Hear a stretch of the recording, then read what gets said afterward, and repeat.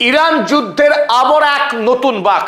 18 April দিনের বেলায় আজ নতুন করে ইরান জানিয়েছে তারা স্ট্রেট অফ হরমুজকে সম্পূর্ণরূপে বন্ধ করে দিল। আমেরিকার সঙ্গে ইরানের পাকিস্তানে যে দ্বিতীয় দফার শান্তি বৈঠক হওয়ার কথা ছিল, সেই বৈঠক আপাতত কোনোভাবেই হচ্ছে না বলেই ইরান সূত্রে জানানো হয়েছে। ডোনাল্ড ট্রাম্প গতকাল থেকে যেভাবে নিজেদের অবস্থানকে পাল্টে একাধিক একদিনে 8টি টুইট করেছে, যে টুইটের একটি লক্ষ্য ছিল আমেরিকা যুক্তরাষ্ট্র ইরানের সঙ্গে যুদ্ধে বিজয়ী হয়েছে, সুতরাং ইরানকে তার চূড়ান্ত মাসুল দিতে হবে।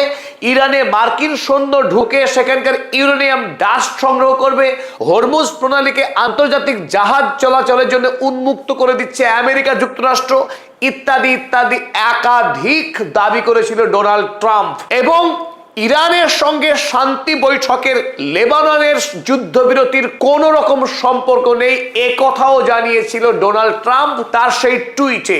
ফলে ইরান ডোনাল্ড ট্রাম্পের এই অবস্থানের জন্য যার পরনায় ক্ষিপ্ত।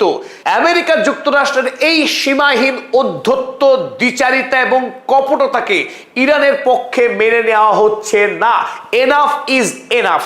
আব্বাস আরাগচিদের পক্ষ থেকে সোজা জানিয়ে দেওয়া হয়েছে ডোনাল্ড ট্রাম্পের ওই হুমকিতে ইরান ভয় পায় না, তারা আমেরিকার দেয়া চাপের কাছে কোনোভাবেই নতি স্বীকার করবে না। সুতরাং এই মুহূর্তে স্ট্রেইট কাট ইরান জানিয়েছে হরমুজ প্রণালীকে তারা বন্ধ করে দিল এবং আমেরিকার সঙ্গে তারা কোনো রকম আলোচনায় যাবে না, সে কথাও জানিয়ে দিয়েছে। গতকাল ইরানের পক্ষে স্ট্রেট অফ হরমুজ খুলে দেওয়ার ঘোষণা করা হয়েছিল, কারণ আমেরিকা যুক্তরাষ্ট্র সম্মত হয়েছিল তার নৌ অবরোধ তুলে নিতে।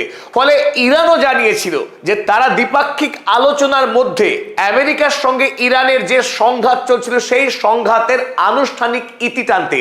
ফলে তাদের পক্ষেও সদর্থক একটা ইঙ্গিত দেওয়া হয়েছিল যে হরমুজ প্রণালী আন্তর্জাতিক জাহাজ চলাচলের জন্য খুলে দেওয়া হলো। আর তাতে আশা করা গিয়েছিল যেভাবে পাকিস্তানের পক্ষ থেকে ইরান এবং আমেরিকাকে একটি আলোচনার টেবিলে বসানোর এক সর্বাত্মক চেষ্টা হচ্ছিল, এই ক্ষেত্রে পাকিস্তানের ফিল্ড মার্শাল আসিম মুনির এবং প্রধানমন্ত্রী শেহবাজ শরীফ তারা আরব দেশের সমস্ত রাষ্ট্রের সঙ্গে দফায় দফায় আলোচনা করেছে এবং আসিম মুনির খোদ আমেরিকা যুক্তরাষ্ট্রে পৌঁছেছিলেন ডোনাল্ড ট্রাম্পের সঙ্গে সাক্ষাৎ করবার জন্য।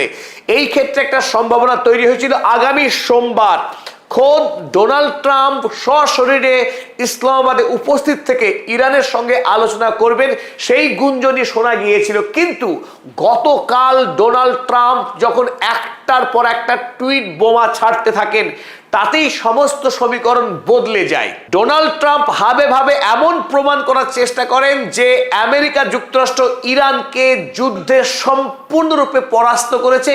ইরান যেহেতু পরাজিত হয়েছে, সুতরাং আমেরিকার চাপিয়ে দেওয়া যে কোনো শর্তে আমেরিকার সঙ্গে শান্তি চুক্তি করার জন্য মরিয়া হয়ে উঠেছে ইরান, এই মনোভাব প্রকাশ করেছিল ডোনাল্ড ট্রাম্প। তাতে ইরানের কর্তৃপক্ষ তথা ইরানের সাধারণ মানুষ মারাত্মকভাবে আহত হয়েছে। তাই গতকাল থেকে ইরানের প্রধান সারির নেতৃত্ব দফায় দফায় আলোচনা করে এবং আজ দুপুরের পরেই স্পষ্ট জানানো হয় ইরানের অবস্থান।